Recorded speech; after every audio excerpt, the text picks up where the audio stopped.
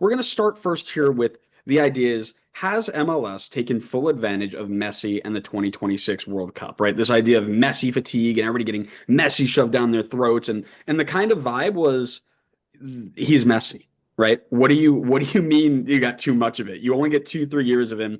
Some are saying that they've done a good job. Sometimes it's overwhelming. Messi this, Messi that. It's marketing and it needs to be done. But the it had to be, it's Messi, right? But the other side of it was that it's too slow. It's not fast enough, especially with all the changes being made, right? What considerable change has been made since Messi was here? Asked a certain CSO. They say MLS is afraid of changes, right? The awareness of the league has grown.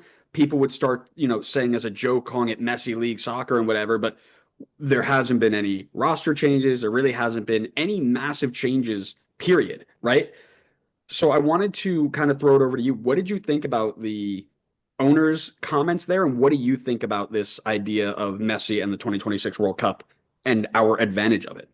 Yeah, so I mean, I like you said, Messi has been shoved down our throats this whole since he's been here, since even before he was here. Once he was announced, way too much, in my opinion, way too much. It's been shoved down our throats. And then on the flip side for World Cup 2026, I feel like you haven't really heard anything from MLS with 2026. And I like that they did make a change this year with having where you can buy within the league, where we see Vander go to, Cincinnati, and then Acosta go to Dallas. I like that to try to help keep talent in the league. I think that has been like the only good change that they have done here recently. And but there has to be more. There has to be more so we can bring in more talent like Messi. But yeah, Messi has been too much, and it turned him into a villain in my eyes. At first, I'm like, yo, this is really cool. I think a lot of people, I think everybody that is a fan of Major League Soccer was like, oh, awesome, Messi is coming. But then, like, after halfway through the year, where it's every single commercial in MLS, it's on there, and it's just him, and it was a little too much. So I can see where a lot of the executives understand that, but at the same time, you do want to take full advantage, but there's a fine line. There's a fine line. You're telling me you don't want to see Ilie making smart choices every commercial, or the Audi sales every commercial? I don't know, man. I personally, man, I do miss it. I wish we would have one year, like it maybe year 5, where all of the iconic commercials come back and they just rotate all through. I think that'd be elite. Yeah. Um, no, man, but I agree with you, right? I think the really interesting take, like Messi as a villain.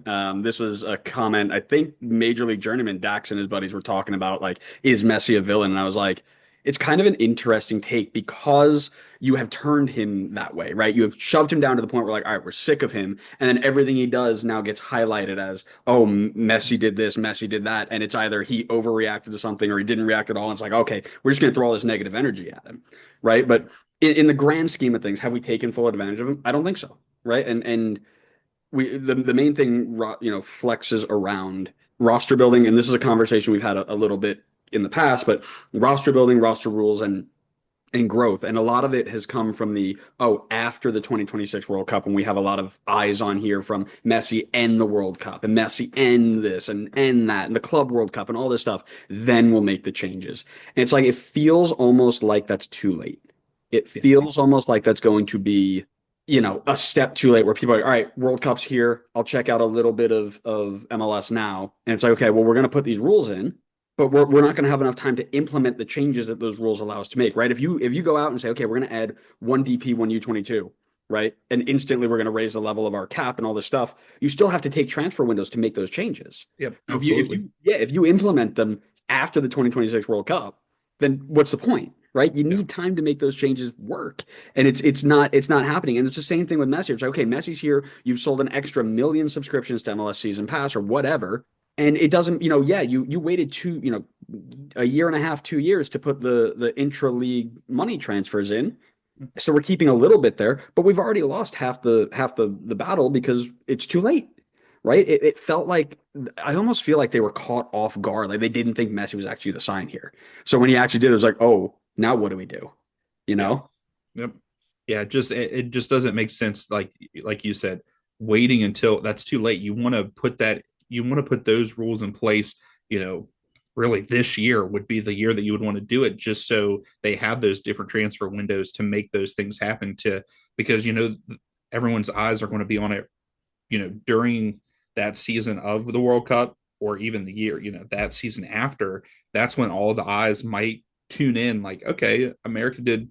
And it also depends on how well the World Cup comes across to the rest of the world. That could be a whole nother, storyline if it all works out, because we had that, I feel like we kind of had that bad press with Copa America and how the final went down, with all the fans getting in, and that was a huge issue. So hopefully we don't have another incident like that to make, America look negative in a sense with a big tournament like that. So, but with the eyes being on MLS, you have to have those changes made beforehand. So when they see it, they're like, okay, this is a better quality than what we thought. Yeah. Well, and what hasn't been mentioned in the short tagline that they had is we still have Club World Cup coming, right? And that's going to be massive this summer. Mm-hmm. And again, stuff you just don't hear about, right? Yeah. Like this is stuff you would expect.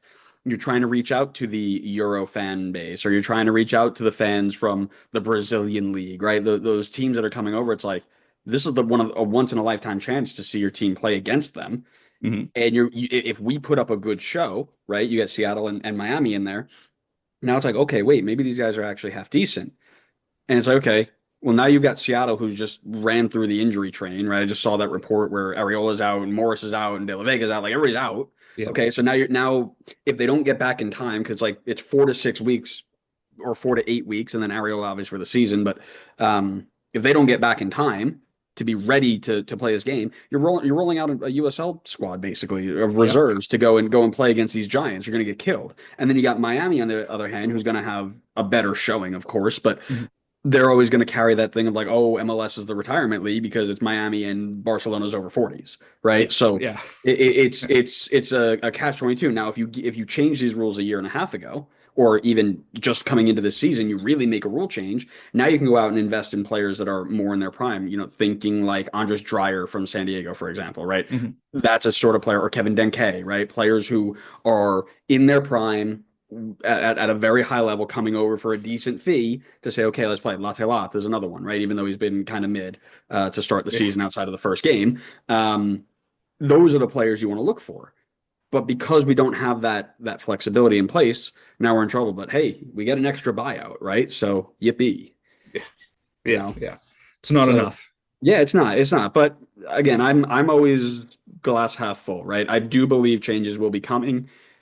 Are we missing out on the impact? Maybe. But, I think changes are coming. And at the end of the day, we're just going to, we can't change them, right? So we just have to roll with the punches. But